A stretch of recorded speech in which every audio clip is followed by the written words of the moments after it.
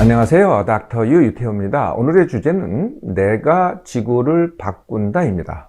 네, 너무 거창해서 상상할 수가 없으시죠? 이 조그만 내가 어떻게 그렇게 커다란 지구를 갖다가 바꿀 수 있겠는가? 네, 그런데요, 정말 바꿀 수 있습니다. 사실 지구를 바꾸는 것의 주역은 뭐였을까요? 네, 첫 번째는 이제 당연히 지구 자신입니다. 네, 지구 자체죠. 네, 그래서 화산 활동이라든지 아니면은 지각 활동 또는 대기 작용, 또 이런 것도 있습니다. 지구가 23.5도 정도 이렇게 기울었잖아요. 근데 이게 약간씩 또 움직여요. 그러니까 지구 자전축의 변화, 그리고 지구가 또 남극, 북극 이렇게 자기장에 북극과 남극이 있잖아요. 이게 뒤바뀌기도 합니다. 네, 이런 등등 지구 자체의 작용 때문에 지구의 변화가 일어나겠죠. 네, 두 번째가 외부 천체입니다. 외부 천체 중에는요, 우리가 이제 소행성이라고 부르는 것 또는 운석이라고 부르는 게 있잖아요. 네, 이런 것들이 이제 이런 것들인데요. 그 대표적인 예가 6,600만 년 전에 지름이 한 10km 정도 되는 10km 정도 되는 소행성이요, 멕시코의 유카탄 반도에 떨어졌습니다. 네. 네, 그래서 굉장히 큰 사건이 지구에 일어났죠. 네, 그래서 그 이전에 창궐했던 공룡들이 그 단일 사건 하나로 다 멸종을 하게 된 겁니다. 세 번째 지구에 영향을 미치는 것은 당연히 태양이죠. 네, 그리고 우리가 밤에 보는 달입니다. 물론 다른 행성들도 영향을 미칩니다만은 주로 이제 태양과 달이 주로 영향을 미치죠. 자, 그런데요, 네, 지구에 사는 생물이 지구를 변화시킨 적이 있습니다.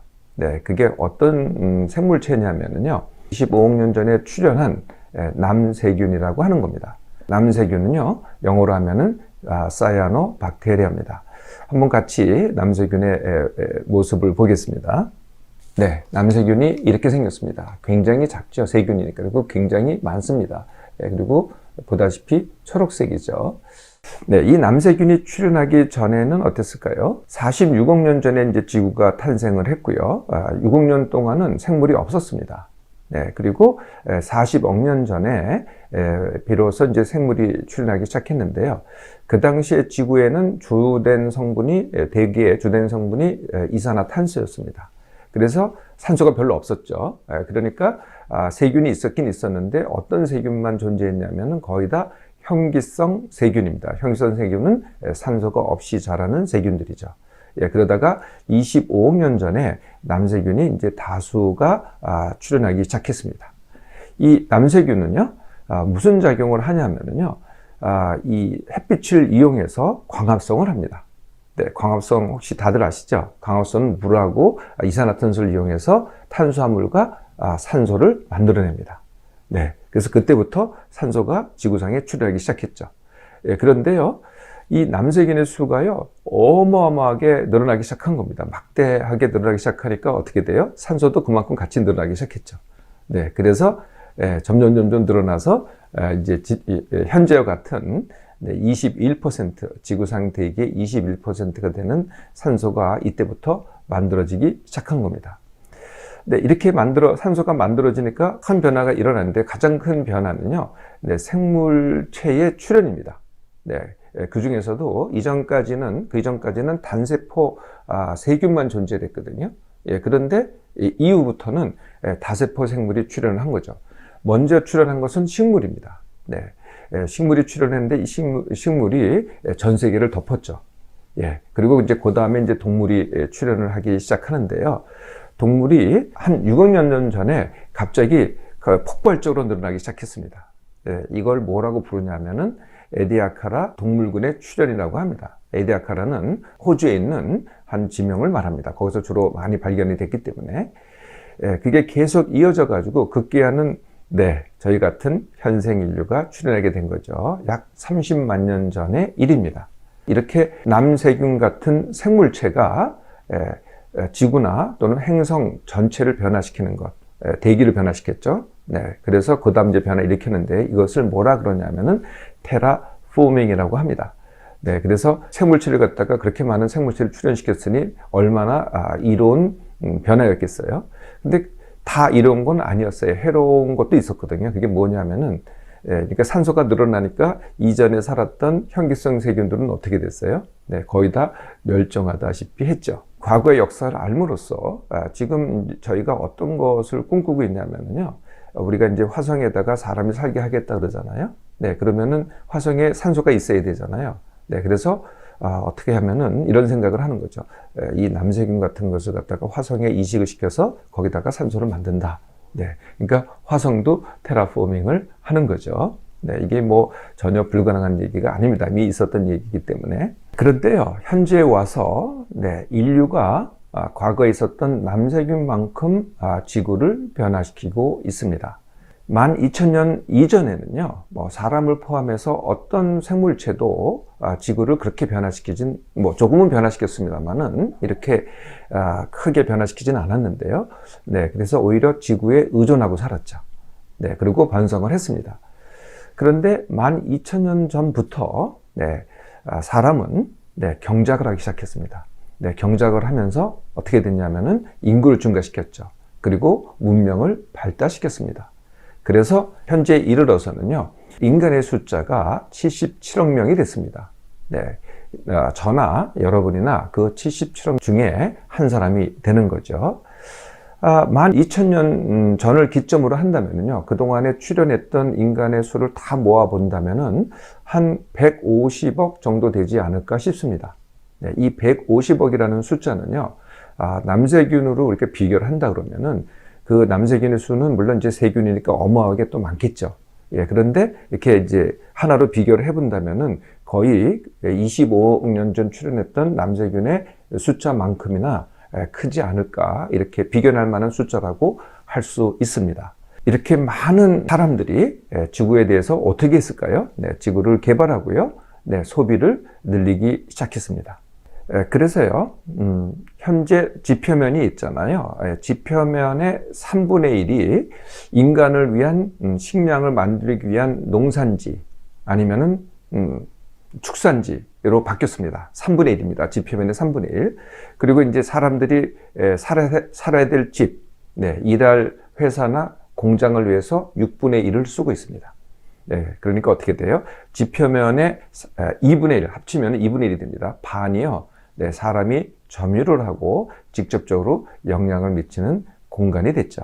이걸 한번, 이게 이제 눈으로 봐서는 우리는 이제 도시에 사니까 잘 모르고요. 이렇게 이제 하늘에서 내려다 봐야 됩니다. 그래서 하늘에서 내려다본 장면을 함께 보도록 하겠습니다. 낮에 봐서는 뭐 잘 모릅니다. 사람이 얼마나 크게 영향을 미치는지 밤에 봐야 알 수 있죠. 이게 어딘지는 여러분들 다 아시겠죠. 여기가 이제 유럽입니다. 여기가 지중해고요. 이게 이탈리아고, 여기가 프랑스고, 이게 영국이고, 여기가 노르웨이입니다. 스웨덴, 핀란드 이렇게 되죠. 보세요.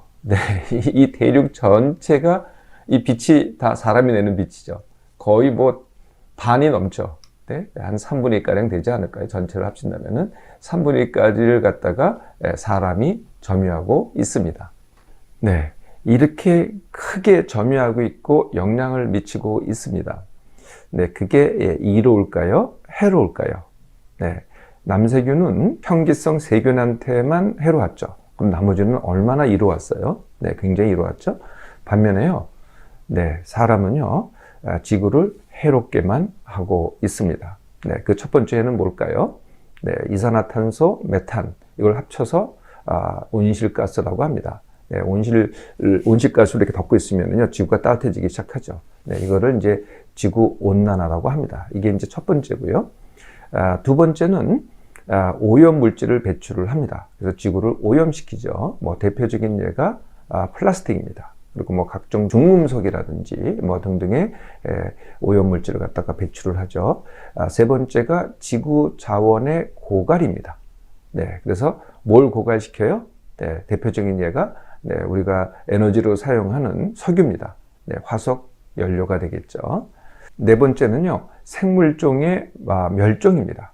한 예를 든다면은 지상에 있는 척추동물의 67%가 가축입니다.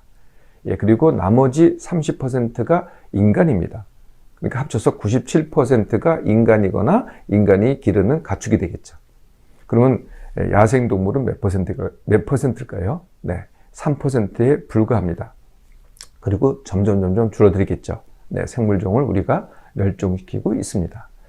네, 다섯 번째는 기후변화입니다. 네, 그래서 기후변화라는 것은 가뭄, 홍수, 태풍, 그리고 물 부족, 네, 그리고 해수면 상승에 따른 영토 상실. 네, 이건 주로 어디서 많이 일어나냐면은 이 태평양이라든지 인도양의 섬나라 국가들에서 주로 일어납니다. 그래서 뭐 대표적인 나라를 든다면은 키리바시가 있겠죠. 네, 인류가 지구를 바꾸고 있습니다. 네, 그래서 이 인류가 지구에 미치는 영향을 갖다가 한마디로 정의를 했습니다. 예, 그게 뭐냐면은 인류세라고 합니다.